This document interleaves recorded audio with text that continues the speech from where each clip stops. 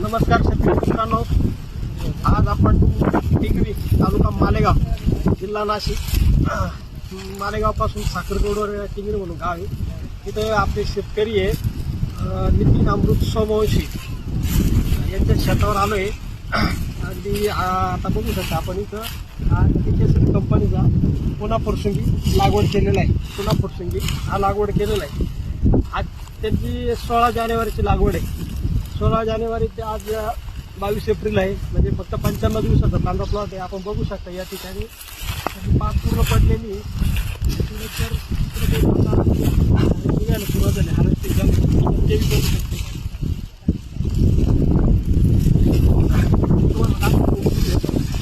कांदा बघा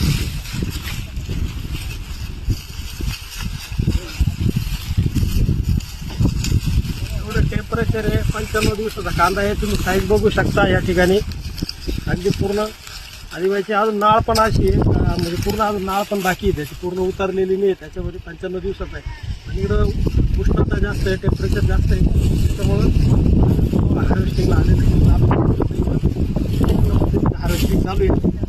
बरेचसे काम आलेले आपण ते बघू शकतो.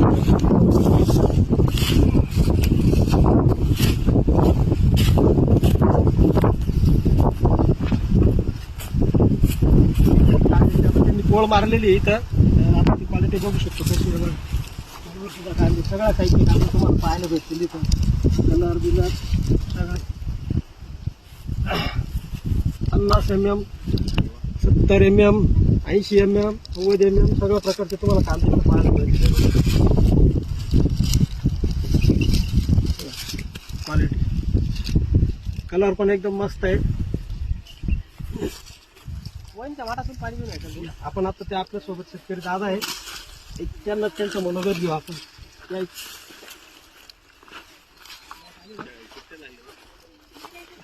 दादा या.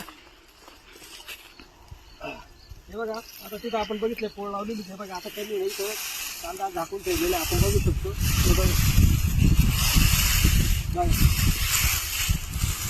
पोळमध्ये ते कांदे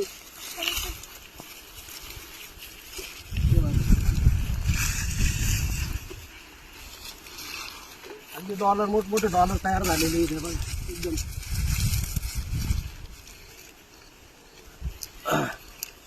आपल्यासोबत नितीन भाऊ आहे. भाऊ नमस्ते. नमस्कार. मोठा बोला कॅमेरा चालू. नमस्कार. नमस्कार. तिकडे कॅमेरा. आपलं एकदा नाव सांगा बरं. नितीन अमृत सोमवंशी, राहणार टिंगरी, तालुका मालेगाव, जिल्हा नाशिक. आणि टिंगरी गाव नेमकं मालेगाव पासून किती किलोमीटर? 22 किलोमीटर अंतर. 22 किलोमीटर. साखर रोडवर आहे. हो, कुसुमार रस्त्यात. आपला मोबाईल नंबर एकदा सांगा. 87 67 84 45 94. दादा तुम्ही हा कुठला वाहन केला होता आपला? हा के सीड्स पुन्हा फुरसंगी. केकेसर कंपनीचा पुन्हा साधारण लागवड कधी केली होती तुम्ही? ती 12 जानेवारी. 12 जानेवारीची. म्हणजे साधारण मग तुझं आता 100 दिवसाचं झालंय जवळजवळ काम. बरोबर बरोबर ना. आता आमच्याकडं नाशिक भागामध्ये म्हणजे तिकडच्या भागामध्ये निफाड वगैरे दिवस पूर्ण 4 महिने होऊन जातात. तुमचं एकदम अर्धी या 100 दिवसामध्ये झाला. अजून 20 दिवस जर राहिला असं अजून काय कंडिशन राहिल्या? याच्यापेक्षा कांदा भारी आलेला असता. आणि हा हेच जर बियाणं नोव्हेंबर डिसेंबर 8 डिसेंबरच्या आज जर लावलं ते बियाणं तर याच्यापेक्षा ब्रँड कांदा येईल. अच्छा, म्हणजे नोव्हेंबरला लागवडी झाल्या पाहिजे. नोव्हेंबर डिसेंबर मध्ये लागवड व्हायला पाहिजे. 8 डिसेंबर पर्यंत लागवड पूर्ण झालेली पाहिजे. पण आता यावेळेस कसं झालं, पावसामुळे थोडस सगळं लेट झाले. बऱ्याचशा लागवडी ह्या लेट झाल्या. तर आजची जी क्वालिटी वाटते तुम्हाला कशी कांद्याची? इतर कांद्यांपेक्षा इतर कंपनीचे कांदे याच्यापेक्षा ब्रँड आहेत तेवढंच खरंय. पण 4 महिन्यात येतील ते. हा 3च महिन्यात आलेला कांदा आहे. तुमच्या अनुभवाच्या नुसार तुम्ही 3 महिन्यामध्ये तयार केलेला आहे.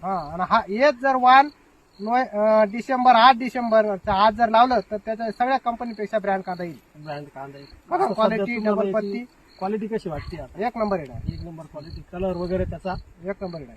1 नंबर. एवढ्या टेम्परेचर मध्ये असा कुठल्याच कंपनीचा कलर राहू शकत नाही कांद्याला. आता तुम्ही हा जो इथं 5 मिनिट झाकून ठेवला, आता याला कलर पण वाढेल भरपूर येईल. बरोबर. हो, हा कालच आणलेला आहे.